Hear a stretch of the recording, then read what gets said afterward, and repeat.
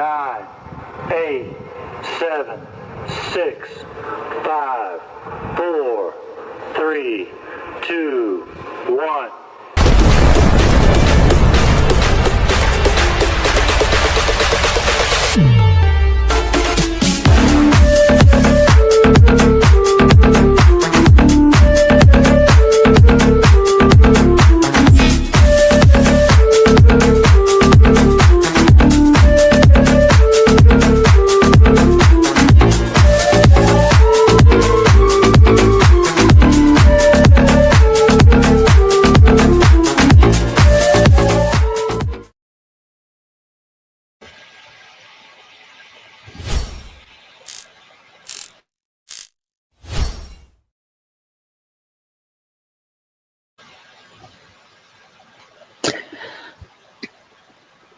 Good evening, everybody. Welcome to another episode of Latina Diaspora. Now, for the benefit of those of you who are not familiar with the channel or watching this channel for the first time, what we do here is we talk about issues pertaining to Latinos um, living in the United States. I want to let everybody know that I'm currently live on YouTube, Facebook, and Instagram. I also have my main channel, which is Uncommon Sense with Jose Negron, where I discuss everyday issues where we try to find logical solutions, but not everyone uses logic. I also want to let everybody know that the subscriber mode has been enabled, meaning if you're not a subscriber and if you wish to enter a comment in the chat, you need to subscribe to the channel. As always, I want to give a huge shout out to all those who've already subscribed to the channel, whether you've been a supporter from the very beginning or just recently joined. I also want to give a huge shout out to all those who follow me on social media, as well as those who allow me to enter into your devices and those who watch from the clouds, even the haters. So, what I'm going to ask you to do if you have not done so, I'm going to ask you to please subscribe, like, and set the bell notifications to all. So, therefore, whenever I do produce content, you will have the opportunity to catch it live or catch it on the playback. So the theme for tonight is learning to adapt. This is referring to Latinos who come from other countries um, to live in the United States, and hopefully they'll become naturalized US citizens. So I'm going to talk about some of the things that they have issues they have to deal with in order to adapt. Now, before we get into the main topic, we're going to have another episode of In My Words.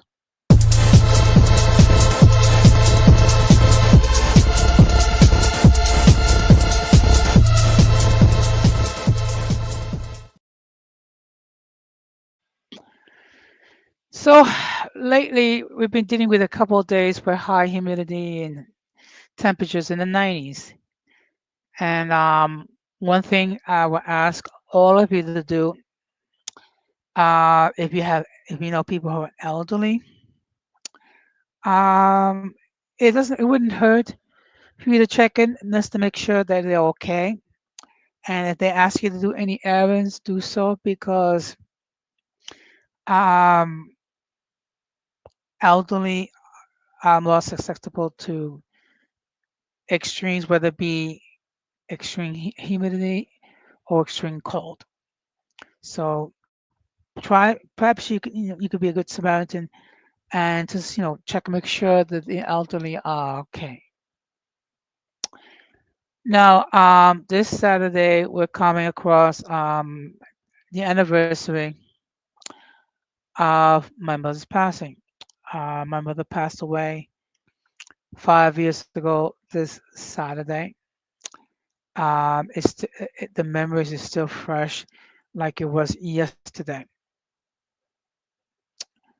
Um, what I can take consolation in the fact that my mother lived a long life. She lived to be 86 years old, so she was blessed with a long life. Of course, my mother had many struggles that she had to deal with.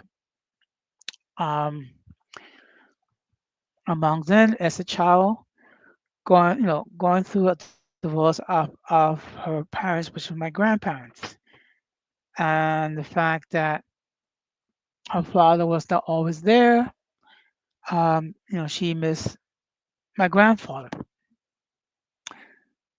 and then also had to deal with the sadness of bearing four of her children, and three of them prematurely. Okay. Um, I had a brother passed away at 37, a second brother passed away at 49, and a third brother that passed away at 56. And of course, she had to bury my father and one of my nephews. So unfortunately, my mother dealt with a lot of grief in her life, but she was a strong woman and she was also a woman of faith who truly believed in God and in Jesus Christ. And I know that as we speak, that she is living in heaven with my siblings. And of course, I miss her every day. But the best way that I can honor my mother's memory is to strive to be the best version of myself. Okay. And to continue to apply the life lessons that my mother taught me. Okay. And eventually I'll see my mother again in heaven. And one thing I will say to all of you who your parents are still living, treasure them and treat them like gold. Okay. And if for some reason that you're having issues with your parents, or maybe you're estranged from your parents, or you haven't talked to your parents in months or even years, do try to be reconciled with them. Okay. Because the worst thing in a feeling that you have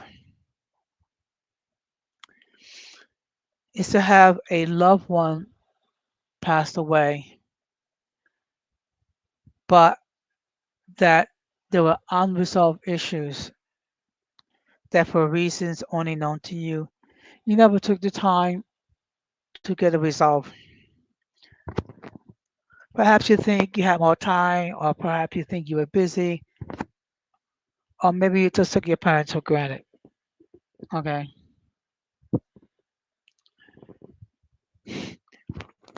Once your parents pass away, you're never the same person. Okay. Many of you have learned to live on and things of that nature. But when your parents passed away, you're never the same person. And with that being said, we're going to get into the main topic.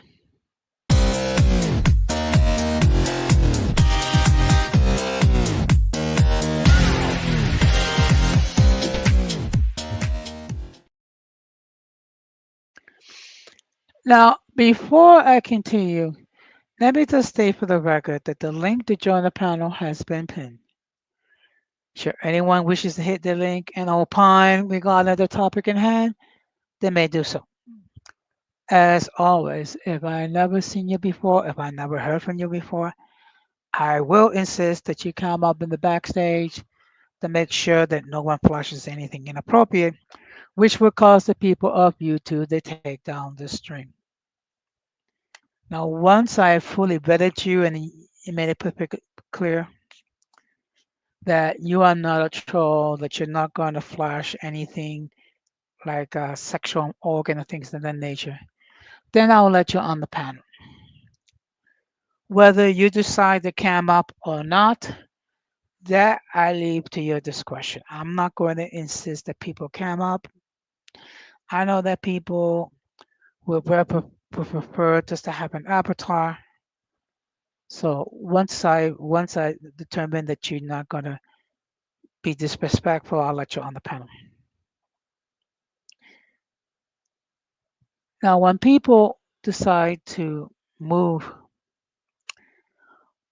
to one country from one country to another country to live, first of all, there are many issues that they have to deal with. And it's the same thing with Latinos who were born outside the United States and decided to come over here to live. Now, of course, depending on the country of your of origin, the entry requirements to enter the United States may be different. Okay, like in the case of if you're coming from moving from Puerto Rico here to the mainland, all you need is either uh, enhanced ID or passport. Okay, so it's basically some sort of current government document. Now, when it comes to people from other countries, of course, you'll have to have a passport. Many will have to have a visa.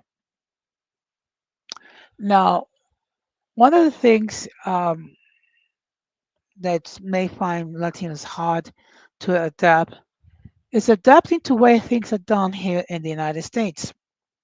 Okay, many of them have grown comfortable with the way things are done in their countries of origin. One of the first challenges that they have to deal with is the fact that they have to understand that they're no longer in their countries of origin and that they have to adapt.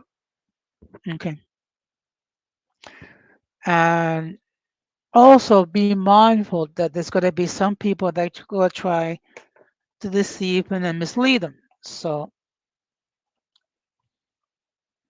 be mindful. Okay. Now there may be organizations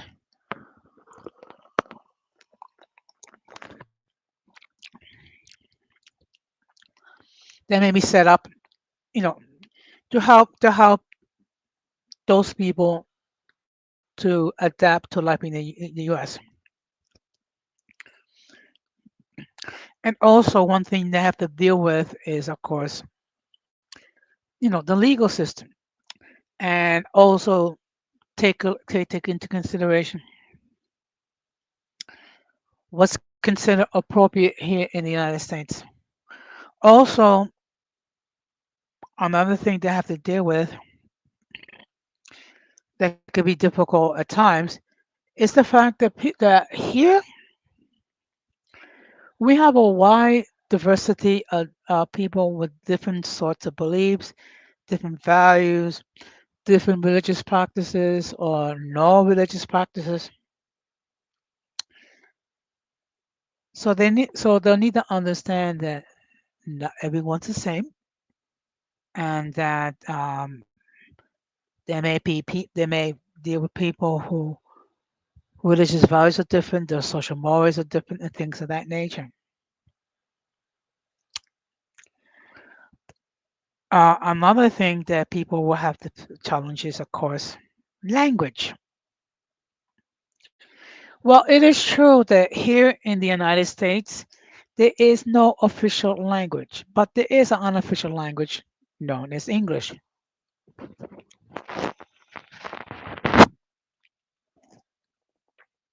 Okay. So one of the things they have to learn,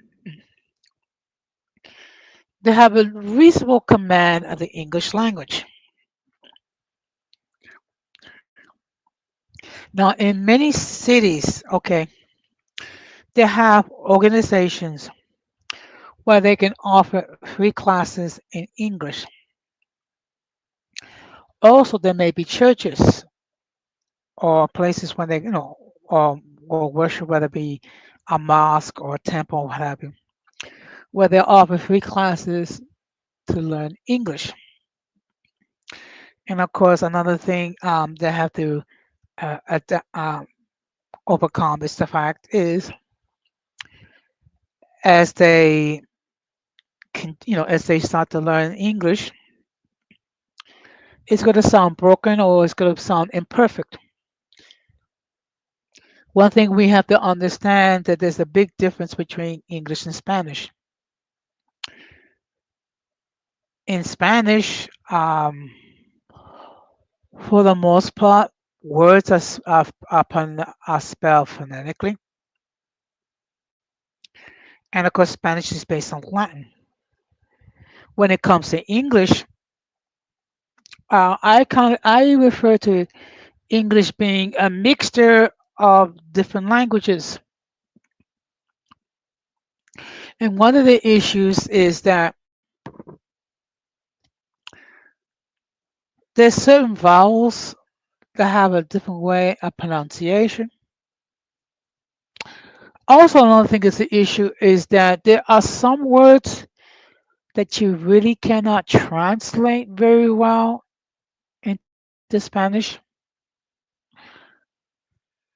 Like, for example, hot dog. You're not going to say perro caliente because basically it's not referring to a dog, it's referring to something, an edible item, which is basically a hot dog sausage in a bun, what you eat.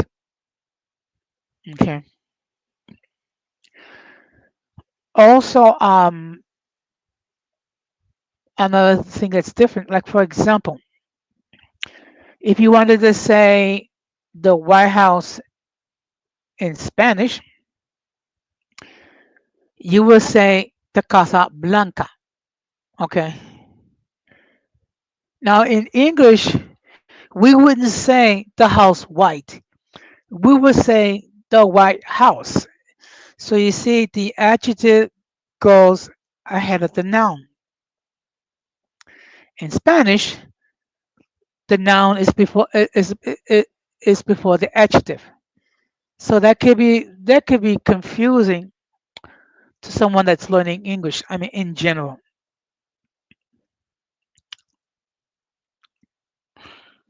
And of course, another issue is that they have to adapt with depending on how they arrive legally in the United States.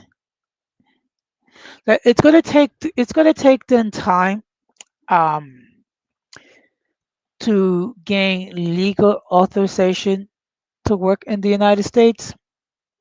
Okay, meaning that it's going to take them time to get a resident card. And one thing they have to be mindful is that things like visas, resident cards, they have to be renewed on a regular basis. And that's something that they need to be mindful for. Because what's problem is you do have certain individuals that originally entered this country legally through some sort of visa. However, for reasons not known, they may no, they may have allowed their visas or their residency to expire without renewing their documents in time, which then makes them undocumented. So one thing you need to be mindful is if you are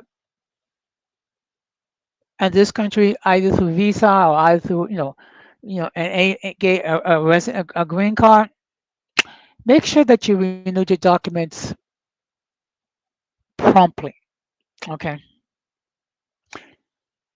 and particularly now in this environment with the current administration and the way that they look for people that are undocumented, and even the fact they're taking a serious look of naturalized Americans, and they're looking to see whether or not maybe there was deceitful, or maybe they were hiding certain information which they didn't disclose, or all of it. So what they're trying to do is take a look and see if there any alleged fraud, so they can take away their naturalized citizenship and then deport them. Another issue that it's more has to do with the first generation is that trying to assimilate to life in the United States. Okay, and of course, many of them have their own different barriers to deal with. One that may be language, other may be culture, and unfortunately, in this country, there is a long history of not dealing with people who are different very well. And there are many examples of it. First of all, you have for African American community who was into slavery for 250 years, and then they dealt with segregation, things like this. Also, there were other groups that had to deal with discrimination. Okay, whether you be the Irish, whether you be the Italians, whether you be the Chinese or the Japanese, or things of that nature. And one of the sad consequences of World War II is that you had thousands of Japanese Americans. They were placed in concentration camps for fear that they might support Japan and be disloyal to the United States. And I would say 99.99999% of it, there was no evidence. Not to say there might be one or two that might have been disloyal, but just because you belong to a specific ethnic group doesn't mean that you're less loyal to someone that's so called native born.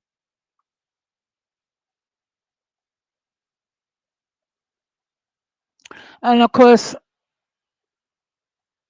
there is a sense of alienation as far as not knowing not knowing who are the members of people that come from your country of origin. And that's why they have organizations, particularly here in New York, set up um, to help people to adjust to life in the United States. An issue that's very unique, particularly when it comes to the first generation, is that they might try so hard to adapt to life in the United States that they may abandon speaking Spanish. They may abandon, not strive to know about their culture. So what happened is an identity crisis. Okay, because on the one hand, they're not Americans because they were not born in the United States. And then they're not Latinos because they don't, first of all, because they don't know, many of them don't know elements of their culture. People, they don't speak Spanish. If they do speak Spanish, it's a very rudimentary form of Spanish, or maybe um, not an educated form of Spanish. So there are, these are issues that which basically member of the diaspora deal with. I know for one thing, when it comes to the um, Puerto Rican diaspora, when I mean the Puerto Rican diaspora, I mean I'm talking about Puerto Ricans that were born and raised in the United States. You do have some that they have tried so hard to adapt to life in the United States that they have completely, and I mean completely, forgot their culture, or they are completely ignorant. Okay. Now,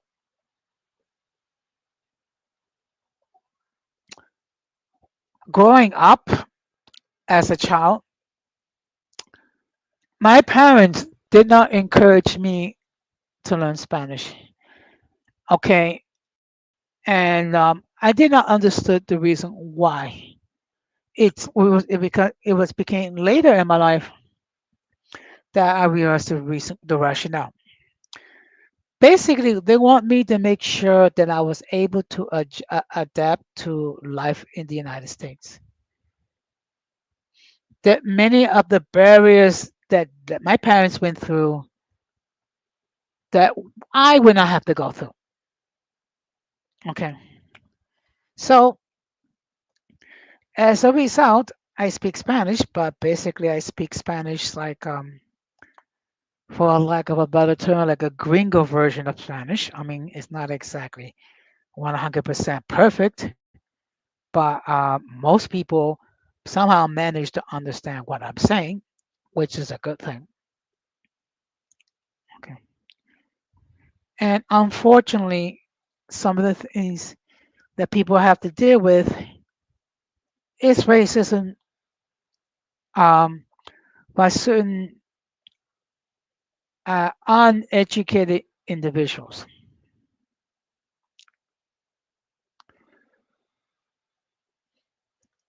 And then, unfortunately, there is some ignorance. Like, for example, if you say that you come from Puerto Rico, some of the people will foolishly ask you, and what part of Mexico is that? No, we're not Mexicans, okay? We're Puerto Ricans. Or we're part of the Puerto Rican diaspora. And I remember years ago, um, I think it was in Illinois, there was this insane white person that was harassing a lady because she had a T-shirt with the Puerto Rican flag, and he was treating her like she was some sort of undocumented alien. And the thing that this person didn't understand, that first of all, Puerto Ricans have your citizenship, and we have had your citizenship since 1917. Number one. Number two, there is no official language. English is not the official language of the United States. It is an unofficial language. Now that's a big difference. Okay. Now we have never had an official language, contrary to what people say. However, if you go into a government office, uh, whether they ask questions or to get services that you need, um, the primary language is English. Now, here in New York, they do have translation services in case anyone needs any type of assistance, but yet they don't feel comfortable speaking English, whether it be because of pride or what have you.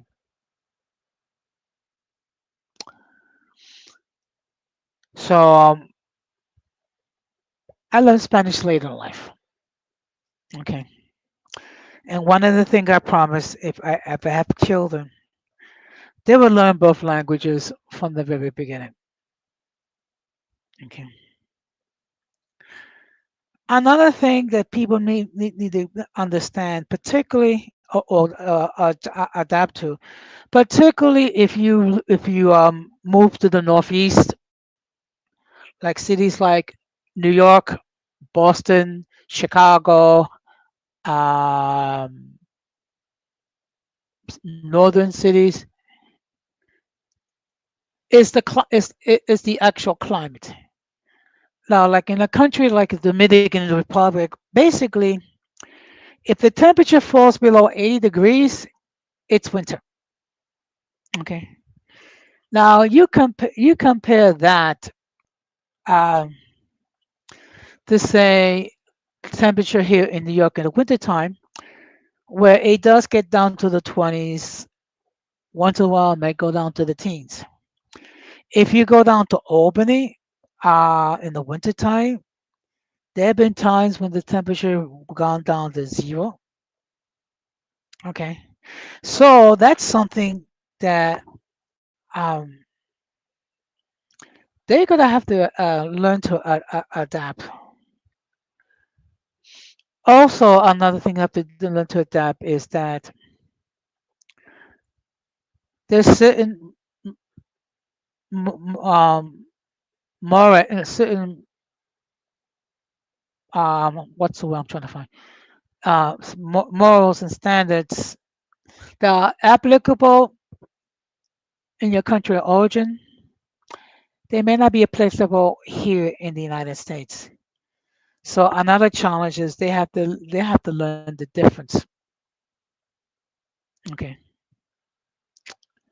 But one thing I will say that most Latinos are very intelligent. Most of Latinos are able to adapt. Most Latinos are able to perform well in the United States.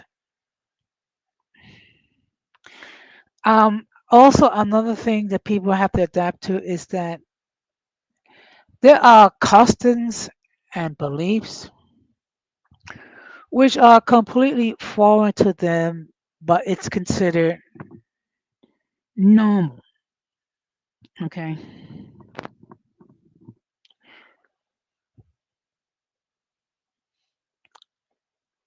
Like this is like for example, in some countries when you go to the bathroom to take care of your bodily functions and what have you, when you wipe your butt, okay, sometimes they have like a little basket near the toilet.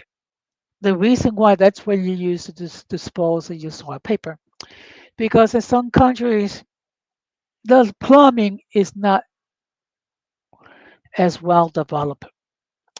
So if you try to stuff toilet paper in a toilet in say in Latin American countries because of weak water pressure, you can clog up a sink very easily, very easily. So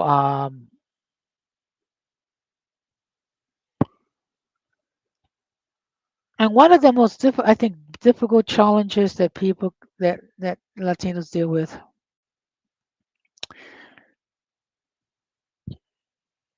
is to become acclimated to how things done in the United States. I mean, here in the United States, it's more seems to be more rush. They want people things done quickly, where in some countries it's more laid back, and that could be a challenge. Okay, but people can adapt. Okay, just have to learn to be a little bit more flexible, and you will be fine. And you will be fine. So what I'm going to do is I'm going to stop to wrap this up. I will go live tomorrow night on my main channel on Common Sense with Jose Negro, and I will be talk. I will have open discussion. Now, for those of you who are not familiar with what goes on in open discussion, is that I will. Evening, Rakim. Thank you very much for stopping by. So we've been talking about in the United States. So tomorrow I have another episode of Open Discussion where I will share my views regarding several topics.